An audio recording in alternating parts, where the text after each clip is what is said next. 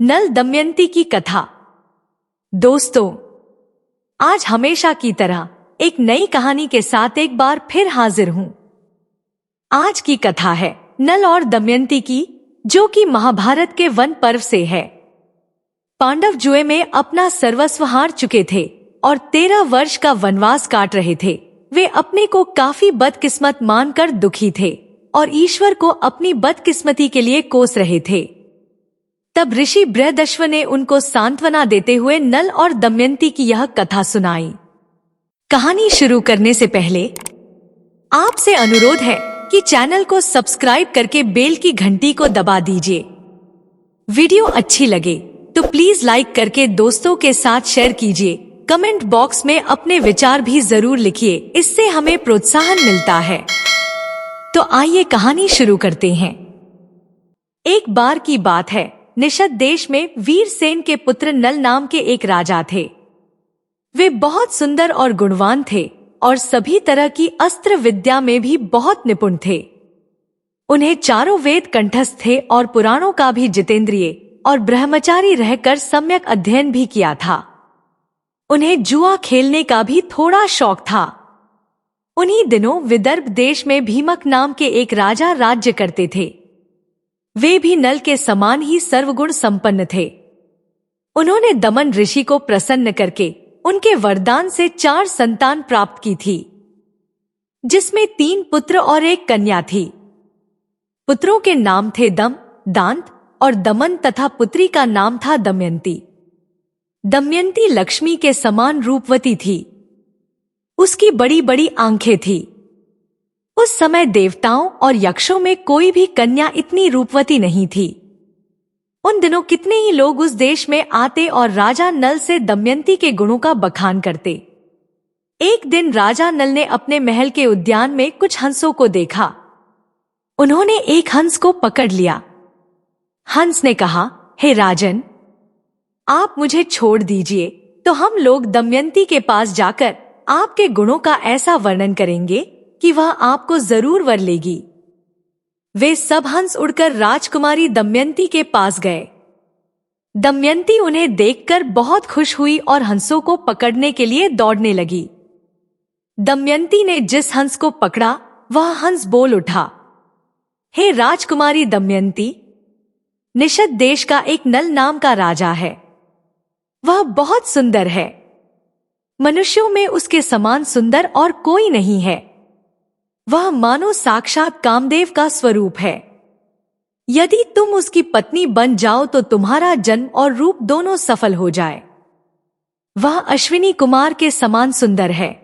जैसे तुम स्त्रियों में रत्न हो, वैसे ही नल पुरुषों में भूषण है। तुम दोनों की जोड़ी बहुत सुंदर है। दमयंती ने कहा, हंस, तुम नल से भी ऐसी ही बात कहना। हंस ने लौटकर राजा नल को उनका संदेश दिया। दमयंती हंस के मुंह से राजा नल की कीर्ति सुनकर उनसे प्रेम करने लगी।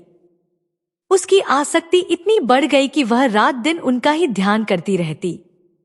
उसका शरीर धूमिल और दुबला हो गया। वो कमजोर सी दिखने लगी। सहेलियों ने दमयंती के मन के भाव जानकर राजा से निवेदन किया कि आपकी पुत्री अस्वस्थ हो गई है। राजा ने बहुत विचार किया और अंत में इस निर्णय पर पहुंचे कि मेरी पुत्री विवाह योग्य हो गई है। दमयंती के पिता ने सभी देशों के राजा को स्वयंवर के लिए निमंत्रण पत्र भेज दिया। सभी देश के राजा हाथी व घोड़ों के रथों से वहां पहुंचने लगे। नारद और सभी देवताओं को भी दमयंती के स्वयंवर का समाचार मिला तो इंद्र और सभी लोकपाल भी अपने वाहनों सहित रवाना हुए। राजा नल भी संदेश पाकर दमयंती के स्वयंवर में पहुंचे। नल के रूप को देखकर इंद्र ने रास्ते में अपने विमान को खड़ा कर दिया और नीचे उतरकर कहा कि राजा नल, आप बहुत सत्यव्रती हैं। आप हम लोगों के दूत बन जाइए। राजा नल ने बिना सोचे समझे दूत बनने की प्रतिज्ञा कर ली। तब इंद्र ने पुनः कहा, हमारे दूत बनकर दमयंती के पास जाइए और कहिए कि इंद्र, वरुण, अग्नि और यम देवता तुम्हारे पास आकर तुमसे विवाह करना चाहते हैं।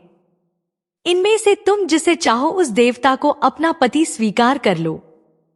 नल ने दोनों हाथ जोड़कर कहा, देवराज, वहां आप लोगों का और मेरे जाने का एक ही प्रयोजन है, इसलिए आप मुझे वहां दूत बनाकर भेजे, यह उचित नहीं है। जिसकी किसी स्त्री को पत्नी के रूप में पाने की इच्छा हो चुकी हो, वह भला उसको कैसे छोड़ सकता है और उसके पास जाकर ऐसी बात कह ही कैसे सकता है। आप लोग कृपया इस विषय में मुझे क्षमा कीजिए। देवताओं ने कहा, नल, तुम पहले हम लोगों से प्रतिज्ञा कर चुके हो कि मैं तुम्हारा काम करूंगा। अब प्रतिज्ञा मत तोड़ो, अविलंब वहां चले जाओ। नल ने कहा, राजमहल में निरंतर कड़ा पहरा रहता है, मैं कैसे जा सकूंगा। इंद्र की आज्ञा से नल ने राजमहल में बिना रोक टोक के प्रवेश किया। दमयंती और उसकी सहेलियां भी उसे देखकर मुग्ध हो गई और लज्जित होकर कुछ बोल न सकी। तुम देखने में बड़े सुंदर और निर्दोष जान पड़ते हो। पहले यहां आते समय द्वारपालों ने तुम्हें देखा क्यों नहीं? उनसे तनिक भी चूक हो जाने पर मेरे पिता बहुत कड़ा दंड देते हैं। राजा नल ने कहा, मैं नल हूं, लोकपालों का दूत बनकर तुम्हारे पास आया हूं। ये देवता तुम्हारे साथ विवाह करना चाहते हैं। तुम इनमें से किसी एक देवता के साथ विवाह कर लो। यही संदेश लेकर मैं तुम्हारे पास आया हूं। उन देवताओं के प्रभाव से मैंने तुम्हारे महल में प्रवेश किया, इसलिए मुझे कोई देख नहीं पाया। मैंने तुमसे देवताओं का संदेश कह दिया है, अब जो कहना है कह दो और तुम्हारी जो इच्छा हो करो। दमयंती ने बड़ी श्रद्धा के साथ देवताओं को प्रणाम करके मंद मुस्कान के साथ कहा, स्वामी, मैं तो आपको ही अपना सर्वस्व मानकर अपने आप को आपके चरणों में सौंपना चाहती हूं। जिस दिन से मैंने हंसों की बात सुनी, तभी से मैं आपके लिए व्याकुल हूं। आपके लिए ही मैंने राजाओं की भीड़ इकट्ठी की है। यदि आप मुझ दासी की प्रार्थना अस्वीकार कर देंगे तो मैं जहर खाकर मर जाऊंगी। राजा नल ने दमयंती से कहा, जब बड़े बड़े लोकपाल तुमसे शादी करना चाहते हैं, फिर तुम मुझ मनुष्य से क्यों शादी करना चाहती हो? मैं तो उन देवताओं के चरणों की धूल के बराबर भी नहीं हूं। तुम अपना मन उन्हीं में लगाओ। देवताओं का अप्रिय करने पर इंसान की मृत्यु हो सकती है। तुम मेरी रक्षा करो और उनको वरण कर लो। नल की बात सुनकर दमयंती घबरा गई। उसकी आंखों में आंसू छलक आए। उस समय दमयंती का शरीर कांप रहा था और हाथ जुड़े हुए थे। उसने कहा, मैं आपको वचन देती हूं कि मैं आपको ही पति के रूप में वरण करूंगी। राजा नल ने कहा, अच्छा, तब तो तुम ऐसा ही करो, परंतु मैं यहां उनका दूत बनकर आया हूं। अगर इस समय मैं अपने स्वार्थ की बात करने लगूं तो यह कितनी बुरी बात है। मैं तो अपना स्वार्थ तभी बना सकता हूं जब वह धर्म के विरुद्ध ना हो। तब दमयंती ने गदगद कंठ से कहा, राजन, इसके लिए एक निर्दोष उपाय है। उसके अनुसार काम करने पर आपको दोष नहीं लगेगा। वह उपाय यह है कि आप सभी लोकपालों के साथ स्वयंवर मंडप में आएं। तब मैं आपको वर लूंगी। ऐसी स्थिति में आपको दोष भी नहीं लगेगा। राजा नल देवताओं के पास गया तो देवताओं के पूछने पर उन्होंने कहा, मैं दमयंती के पास गया तो मुझे देखकर वे और उनकी सखियां सभी मुझ पर मोहित हो गई, और आप लोगों के प्रस्ताव को उनके सामने रखने के बाद भी वे मुझे ही वरण करने पर तुली हैं। स्वयंवर की घड़ी आई। राजा भीमक ने सभी को बुलवाया। शुभ मुहूर्त में स्वयंवर रखा गया। सब राजा अपने अपने निवास स्थान से आकर स्वयंवर में यथास्थान बैठ गए। तभी दमयंती वहां आई। सभी राजाओं का परिचय दिया जाने लगा। दमयंती एक एक को देखकर आगे बढ़ती जा रही थी। आगे एक ही स्थान पर नल के समान ही वेशभूषा वाले 5 राजकुमार खड़े दिखाई दिए। यह देखकर दमयंती को संदेह हो गया। वह जिसकी ओर देखती सिर्फ राजा नल ही दिखाई देते। इसलिए विचार करने लगी कि मैं देवताओं को कैसे पहचानूं और ये राजा है यह कैसे जानूं। उसे बड़ा दुख हुआ। अंत में दमयंती ने यही निश्चय किया कि देवताओं की शरण में जाना ही उचित है। वह हाथ जोड़कर स्तुति करने लगी। देवताओं, मैंने हंसों के मुंह से नल का वर्णन सुनकर उन्हें पति रूप में वरण कर लिया है, अतः आप लोग अपना रूप प्रकट कर दें, जिससे मैं राजा नल को पहचान लूं। देवताओं ने दमयंती की बात सुनकर उसके दृढ़ निश्चय को देखकर उसे ऐसी शक्ति दी जिससे वह देवता और मनुष्य में अंतर कर सके।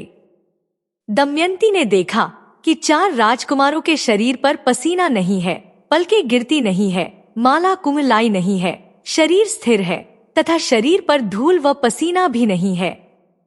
दमयंती ने इन लक्षणों को देखकर ही राजा नल को पहचान लिया और उसने वरमाला असली नल के गले में डालकर अपना पति चुन लिया। जिस समय दमयंती के स्वयंवर से लौटकर इंद्र व अन्य लोकपाल अपने अपने लोकों को जा रहे थे, उस समय मार्ग में ही उनकी कलयुग और द्वापर से भेंट हो गई। इंद्र ने पूछा, कलयुग, तुम कहां जा रहे हो? कलयुग ने कहा, मैं दमयंती के स्वयंवर में उससे विवाह करने के लिए जा रहा हूं। इंद्र ने कहा, अरे स्वयंवर तो कब का पूरा हो गया और उसमें दमयंती ने राजा नल का वरण कर लिया है, हम लोग देखते ही रह गए। कलयुग ने क्रोध में भरकर कहा, तब तो यह अनर्थ हो गया। उसने देवताओं की उपेक्षा करके मनुष्य को अपनाया, इसलिए उसको दंड देना चाहिए। देवताओं ने कहा, दमयंती ने हमारी आज्ञा प्राप्त करके ही नल को वरण किया है। वास्तव में नल सर्वगुण संपन्न और उसके योग्य है। वे समस्त धर्मों के जानकार हैं। उन्होंने इतिहास और पुराणों सहित वेदों का भी संपूर्ण अध्ययन किया है। उनको दंडित करना तो नरक में धधकती आग में गिरने के समान है। फिर कलयुग ने द्वापर के पास जाकर उससे कहा, मैं अपने क्रोध को शांत नहीं कर सकता, इसलिए मैं नल के शरीर में निवास करूंगा और उसे राज्य से च्युत कर दूंगा। ऐसी स्थिति में वह दमयंती के साथ नहीं रह सकेगा, इसलिए तुम भी जुए के पासों में प्रवेश करके मेरी सहायता करना। द्वापर ने उसकी बात स्वीकार ली। द्वापर और कलयुग दोनों ही नल की राजधानी में आ बसे। 12 वर्ष तक वे इस बात की प्रतीक्षा में रहे कि नल में कोई दोष दिख जाए। एक दिन राजा नल संध्या के समय लघु शंका से निवृत्त होकर पैर धोए बिना ही आचमन करके संध्या वंदन करने बैठ गए। ऐसी अपवित्र अवस्था देखकर कलयुग उनके शरीर में प्रवेश कर गया। फिर कलयुग दूसरा रूप बदलकर नल के भाई पुष्कर के पास गया और उसे नल के साथ जुआ खेलने के लिए प्रेरित किया। साथ ही उससे कहा, मैं तुम्हें राजा नल के राज्य पर अधिकार करने में तुम्हारी मदद करना चाहता हूं। जुए में जीतकर तुम निषद राज्य का राज प्राप्त कर लो। पुष्कर उसकी बात स्वीकार करके नल के पास गया। साथ ही द्वापर भी पासे का रूप धारण करके उसके साथ चला। जब पुष्कर ने राजा नल को जुआ खेलने का आग्रह किया, तब राजा नल दमयंती के सामने अपने भाई की बार बार की ललकार सह ना सके। उन्होंने पासे खेलने का निश्चय किया। उस समय नल के शरीर में कलयुग घुसा हुआ था, इसीलिए नल जो कुछ भी जुए में लगाते हार जाते। प्रजा और मंत्रियों ने राजा को रोकना चाहा, लेकिन जब वे नहीं माने तो मंत्रियों ने द्वारपाल को रानी दमयंती तक राजा को रोकने का संदेश पहुंचवाया। तब रानी दमयंती रोते हुए नल को बोली, आपकी पूरी प्रजा आपके दुख के कारण अचेत हुई जा रही है, अतः आप जुए का खेल छोड़कर वापस चलिए। लेकिन राजा नल कलयुग के प्रभाव में थे, इसलिए उन्होंने दमयंती की बात को अनसुना कर दिया। वे जो पासे फेंकते वही उनके प्रतिकूल पड़ते। जब दमयंती ने यह सब देखा तो उसने राजा नल के सारथी वार्ष्णेय को बुलवाया।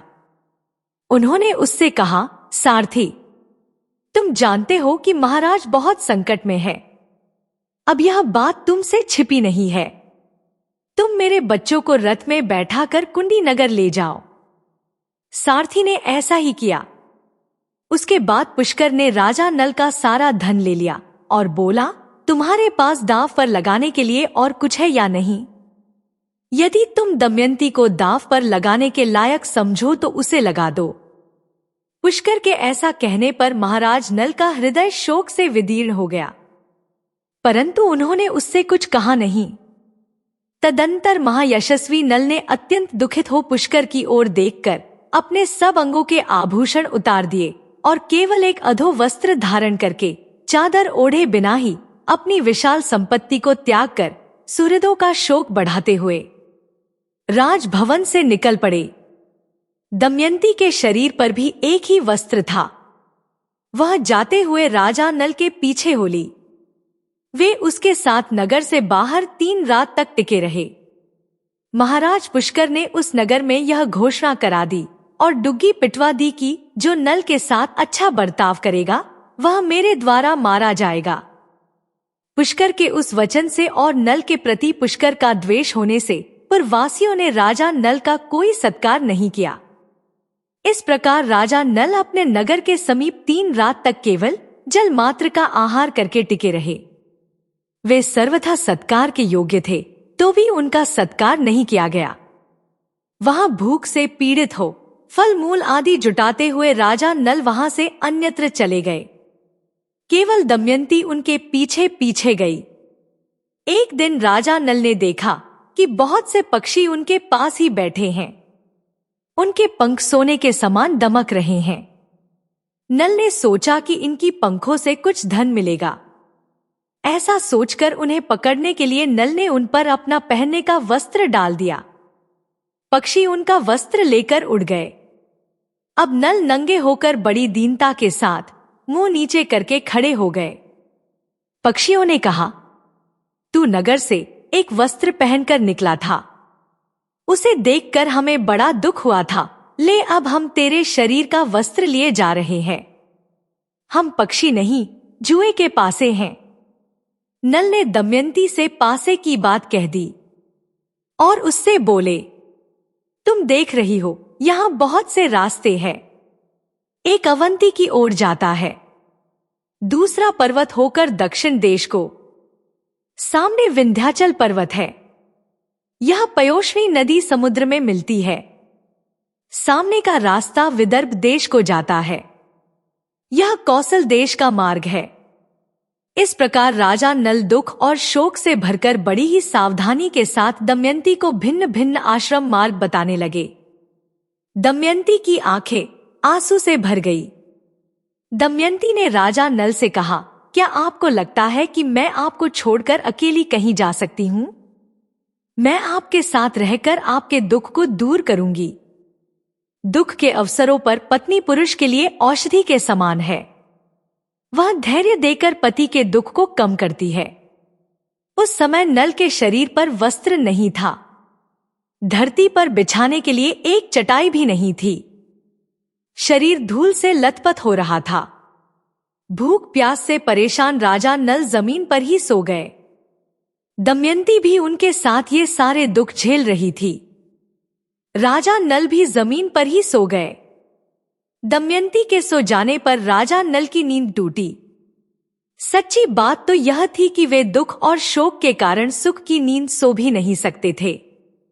वे सोचने लगे कि दमयंती मुझसे बड़ा प्रेम करती है। प्रेम के कारण ही उसे इतना दुख झेलना पड़ेगा। यदि मैं इसे छोड़कर चला जाऊं तो संभव है कि इसे सुख मिल जाए। दमयंती सच्ची पतिव्रता है। इसके सतीत्व को कोई भंग नहीं कर सकता। इस प्रकार त्यागने का निश्चय करके और सतीत्व की ओर से निश्चिंत होकर राजा नल ने यह विचार किया कि मैं नंगा हूं और दमयंती के शरीर पर भी केवल एक वस्त्र है। फिर भी इसके वस्त्रों में से आधा फाड़ लेना ही श्रेयस्कर है। लेकिन फाड़ू कैसे? शायद यह जाग जाए। राजा नल ने यह सोचकर दमयंती को धीरे से उठाकर उसके शरीर का आधा वस्त्र फाड़कर अपना शरीर ढक लिया। दमयंती नींद में थी।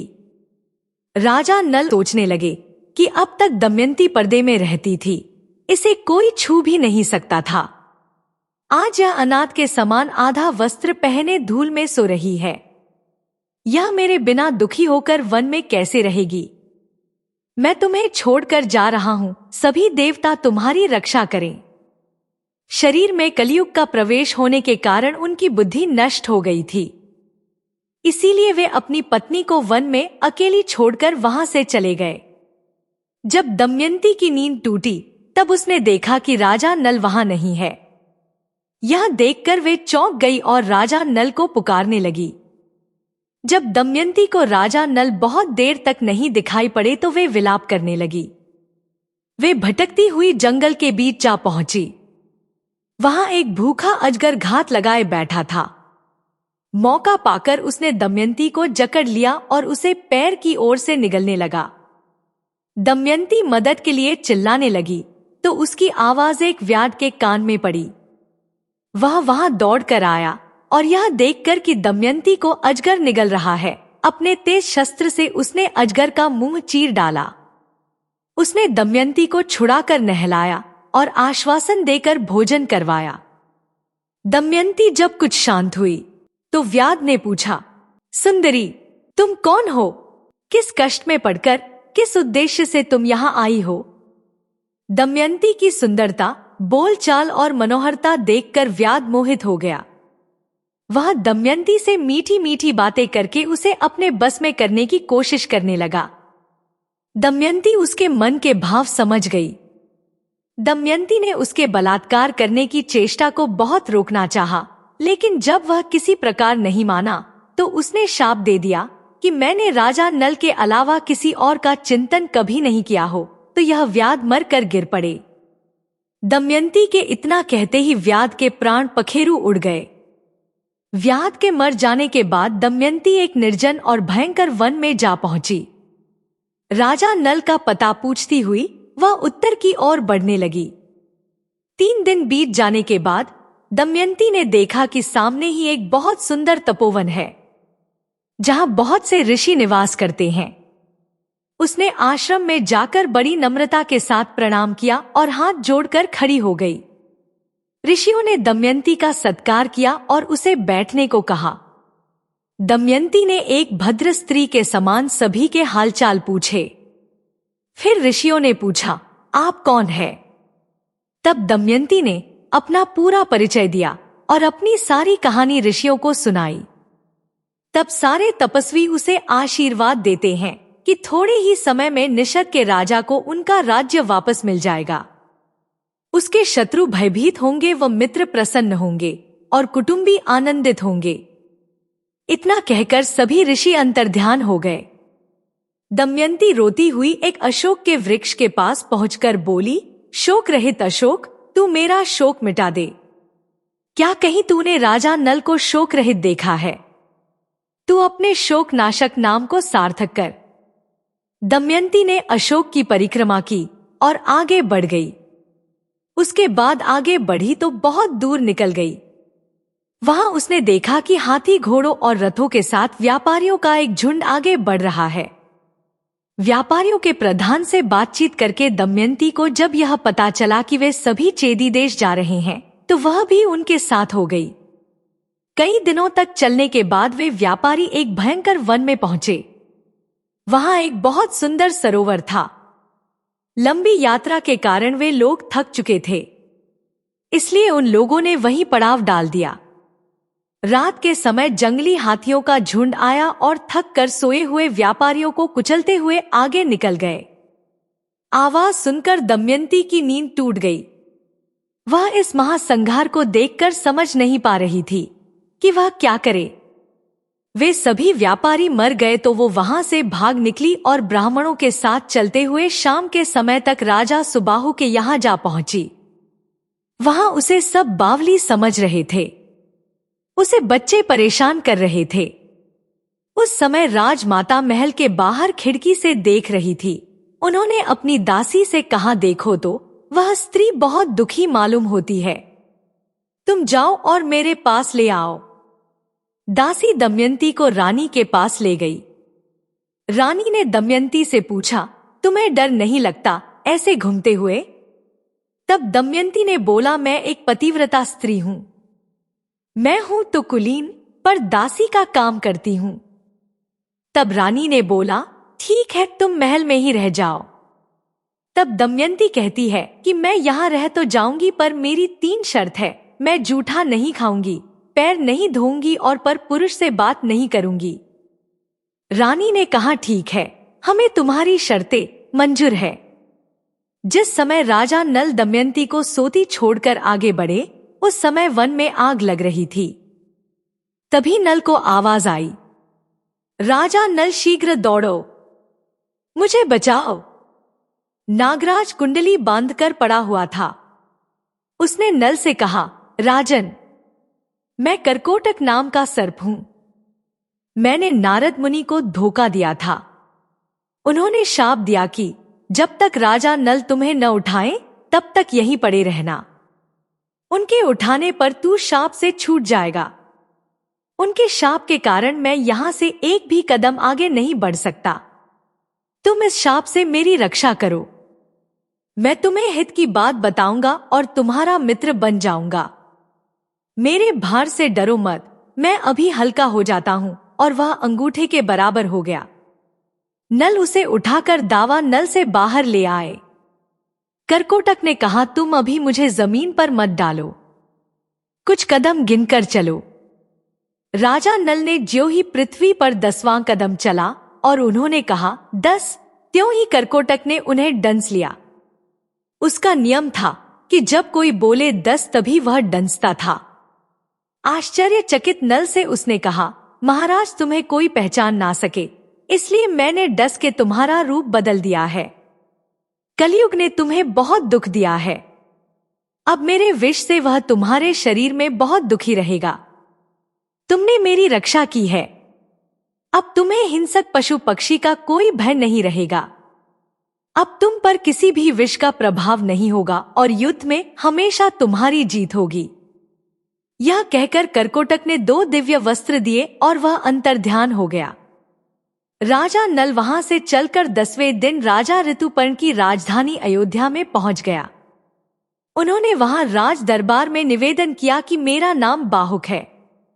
मैं घोड़ों को हाँकने और उन्हें तरह तरह की चालें सिखाने का काम करता हूं। घोड़ों की विद्या मेरे जैसा निपुण इस समय पृथ्वी पर कोई नहीं है। रसोई बनाने में भी मैं बहुत चतुर हूं। हस्त कौशल के सभी काम और दूसरे कठिन काम करने की चेष्टा करूंगा। आप मेरी आजीविका निश्चित करके मुझे रख लीजिए।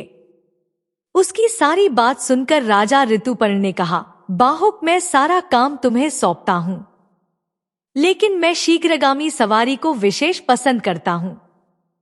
तुम्हें हर महीने सोने की 10,000 मुहरें मिला करेंगी, लेकिन तुम कुछ ऐसा करो कि मेरे घोड़ों की चाल तेज हो जाए। इसके अलावा तुम्हारे साथ वार्ष्णेय और जीवल हमेशा उपस्थित रहेंगे। राजा नल रोज दमयंती को याद करते और दुखी होते कि दमयंती भूख प्यास से परेशान ना जाने किस स्थिति में होगी। इसी तरह राजा नल ने दमयंती के बारे में सोचते हुए कई दिन बिता दिए। ऋतुपर्ण के पास रहते हुए उन्हें कोई ना पहचान सका। जब राजा विदर्भ को यह समाचार मिला कि मेरे दामाद नल और पुत्री राजपाट विहीन होकर वन में चले गए हैं, तब उन्होंने सुदेव नाम के एक ब्राह्मण को नल दमयंती का पता लगाने के लिए चेदी नरेश के राज्य में भेजा। उसने एक दिन राजमहल में दमयंती को देख लिया। उस समय राजा के महल में पुण्या वाचन हो रहा था। दमयंती सुनंदा एक साथ बैठकर ही वह कार्यक्रम देख रही थी।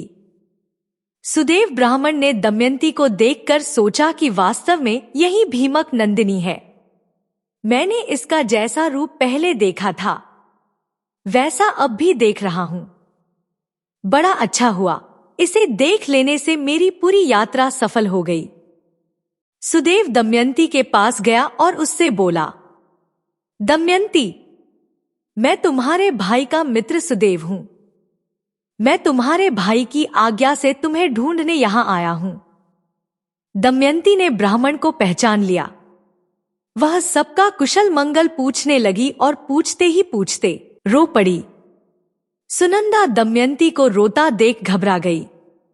उसने अपनी माता के पास जाकर उन्हें सारी बात बताई। राजमाता तुरंत अपने महल से बाहर निकल कर आई।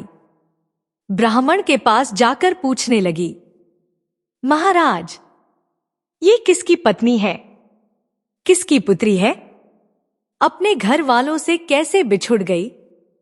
तब सुदेव ने उनका पूरा परिचय उसे दिया। सुनंदा ने अपने हाथों से दमयंती का ललाट धो दिया, जिससे उसकी भौं के बीच का लाल चिन्ह चंद्रमा के समान प्रकट हो गया। उसके ललाट का वह तिल देखकर सुनंदा व राजमाता दोनों ही रो पड़े। राजमाता ने कहा, मैंने इस तिल को देखकर पहचान लिया कि तुम मेरी बहन की पुत्री हो। उसके बाद दमयंती अपने पिता के घर चली गई। अपने पिता के घर एक दिन विश्राम करके दमयंती ने अपनी माता से कहा कि माँ, मैं आपसे सच कहती हूँ, यदि आप मुझे जीवित देखना चाहती हैं तो मेरे पति देव को ढूंढवा दीजिए।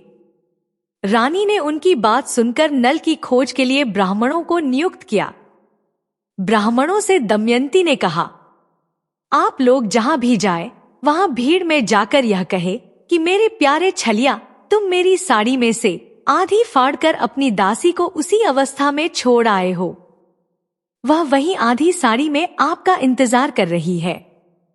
आप लोग मेरी दशा का वर्णन कर दीजिएगा और ऐसी बात कहिएगा जिससे वे प्रसन्न हो और मुझ पर कृपा करे। बहुत दिनों के बाद एक ब्राह्मण वापस आया। उसने दमयंती से कहा, मैंने राजा ऋतुपर्ण के पास जाकर भरी सभा में आपकी बात दोहराई तो किसी ने कुछ जवाब नहीं दिया। जब मैं चलने लगा तब बाहुक नाम के सारथी ने मुझे एकांत में बुलाया। उसके हाथ छोटे व शरीर कुरूप है। वह लंबी सांस लेकर रोता हुआ मुझसे कहने लगा, उच्च कुल की स्त्रियों के पति उन्हें छोड़ भी देते हैं तो भी वे अपने शील की रक्षा करती हैं। त्याग करने वाला पुरुष विपत्ति के कारण दुखी और अचेत हो रहा था, इसीलिए उस पर क्रोध करना उचित नहीं है। लेकिन वह उस समय बहुत परेशान था जब वह अपनी प्राण रक्षा के लिए जीविका चाह रहा था। तब पक्षी उसके वस्त्र लेकर उड़ गए। जब ब्राह्मण ने यह बात बताई तो दमयंती समझ गई कि वे राजा नल ही है। ब्राह्मण की बात सुनकर दमयंती की आंखों में आंसू भर आए। उसने अपनी माता को सारी बात बताई। तब उन्होंने कहा, आप यह बात पिताजी से ना कहे। मैं सुदैव ब्राह्मण को इस काम के लिए नियुक्त करती हूं। तब दमयंती ने सुदेव से कहा, ब्राह्मण देवता, आप जल्दी से जल्दी अयोध्या नगरी पहुंचकर ऋतुपर्ण से यह बात कहिए कि दमयंती ने फिर से स्वेच्छानुसार पति का चुनाव करना चाहती है। बड़े बड़े राजा और राजकुमार जा रहे हैं। स्वयंवर की तिथि कल ही है, इसलिए यदि आप पहुंच सके तो वहां जाइए। नल के जीने अथवा मरने का किसी को पता नहीं है, वह इसीलिए कल के सूर्योदय से पूर्व ही पति वरण करेंगी। दमयंती की बात सुनकर सुदेव अयोध्या गए और उन्होंने राजा ऋतुपर्ण से सब बातें कह दी। सुदेव की बातें सुनाकर बाहुक को बुलाया और उसने कहा, बाहुक, कल दमयंती का स्वयंवर है और हमें जल्दी से जल्दी वहां पहुंचना है। यदि तुम मुझे जल्दी वहां पहुंचा सको तो ही मैं वहां जाऊंगा। ऋतुपर्ण की बात सुनकर नल का कलेजा फटने लगा। सोचा कि दमयंती ने दुखी और अचेत होकर ही ऐसा किया होगा। संभव है वह ऐसा करना चाहती हो। नल ने शीघ्रगामी रथ में 4 श्रेष्ठ घोड़े जोत लिए। राजा ऋतुपर्ण रथ पर सवार हो गए।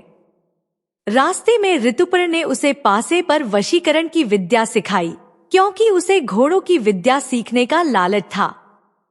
जिस समय राजा नल ने यह विद्या सीखी उसी समय कलयुग राजा नल के शरीर से बाहर आ गया। कलयुग ने नल का पीछा छोड़ दिया था, लेकिन अभी उनका रूप नहीं बदला था। उन्होंने अपने रथ को जोर से हाँका और शाम होते होते वे विदर्भ देश में पहुंचे। राजा भीमक के पास समाचार भेजा गया।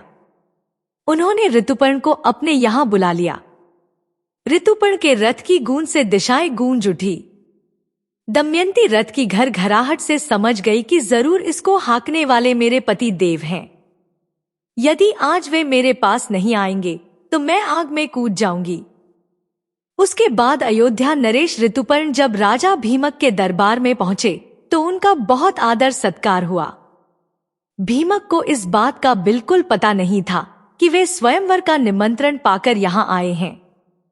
जब ऋतुपर्ण ने स्वयंवर की कोई तैयारी नहीं देखी तो उन्होंने स्वयंवर की बात दबा दी और कहा, मैं तो सिर्फ आपको प्रणाम करने चला आया।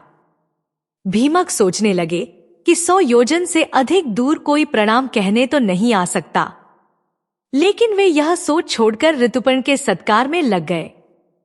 बाहुक वार्ष्णेय के साथ अश्वशाला में ठहरकर घोड़ों की सेवा में लग गया। दमयंती आकुल हो गई कि रथ की ध्वनि तो सुनाई दे रही है, पर कहीं भी मेरे पति के दर्शन नहीं हो रहे।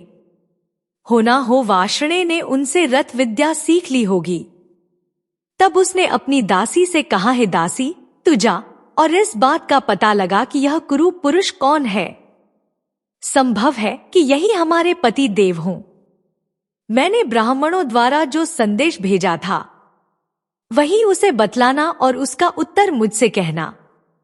तब दासी ने बाहुक से जाकर पूछा, राजा नल कहाँ है? क्या तुम उन्हें जानते हो या तुम्हारा सारथी वार्ष्णेय जानता है?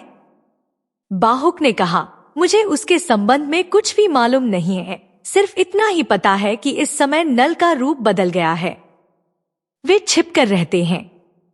उन्हें या तो दमयंती या स्वयं वे ही पहचान सकते हैं, क्योंकि वे अपने गुप्त चिन्हों को दूसरों के सामने प्रकट नहीं करना चाहते हैं। अब दमयंती की आशंका और बढ़ गई कि यही राजा नल है। उसने दासी से कहा, तुम फिर बाहुक के पास जाओ और उसके पास बिना कुछ बोले खड़ी रहो। उसकी चेष्टाओं पर ध्यान दो। जब आग मांगे तो मत देना, जल मांगे तो देर कर देना। उसका एक एक चरित्र मुझे आकर बताओ। फिर वह उसमें बहुत से चरित्र देखकर दमयंती के पास आई और बोली, बाहुक ने हर तरह से अग्नि, जल व थल पर विजय प्राप्त कर ली है। मैंने आज तक ऐसा पुरुष नहीं देखा। तब दमयंती को विश्वास हो जाता है कि वह बाहुक ही राजा नल है। अब दमयंती ने सारी बात अपनी माता को बताकर कहा कि अब मैं स्वयं उस बाहुक की परीक्षा लेना चाहती हूँ, इसलिए आप बाहुक को मेरे महल में आने की आज्ञा दीजिए। आपकी इच्छा हो तो पिताजी को बता दीजिए। रानी ने अपने पति भीमक से अनुमति ली और बाहुक को रनिवास बुलवाने की आज्ञा दी। दमयंती ने बाहुक के सामने फिर सारी बात दोहराई। तब दमयंती के आंखों से आंसू टपकते देखकर नल से रहा नहीं गया। नल ने कहा, मैंने तुम्हें जानबूझकर नहीं छोड़ा और न ही जुआ खेला। यह सब कलयुग की करतूत है। दमयंती ने कहा कि मैं आपके चरणों को स्पर्श करके कहती हूँ कि मैंने कभी मन से पर पुरुष का चिंतन नहीं किया। अगर मैंने ऐसा किया हो तो मेरे प्राणों का नाश हो जाए। ऐसा अद्भुत दृश्य देखकर राजा नल ने अपना संदेह छोड़ दिया और करकोटक नाग के दिए वस्त्र को अपने ऊपर ओढ़कर उसका स्मरण किया। वे फिर असली रूप में आ गए। दोनों ने सबका आशीर्वाद लिया। दमयंती के मायके से उन्हें खूब धन देकर विदा किया गया।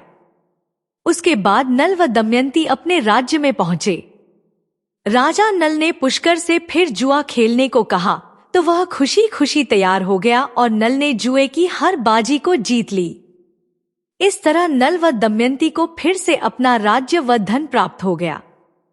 ऐसी ही जानकारियों के लिए बने रहिए हमारे चैनल पर। चैनल को सब्सक्राइब करके बेल की घंटी को दबा दीजिए, इससे हमारे वीडियो का नोटिफिकेशन आपको सबसे पहले मिलता है। वीडियो अच्छी लगे तो प्लीज लाइक करके दोस्तों के साथ शेयर कीजिए। कमेंट बॉक्स में अपने विचार भी जरूर लिखिए, इससे हमें प्रोत्साहन मिलता है। धन्यवाद।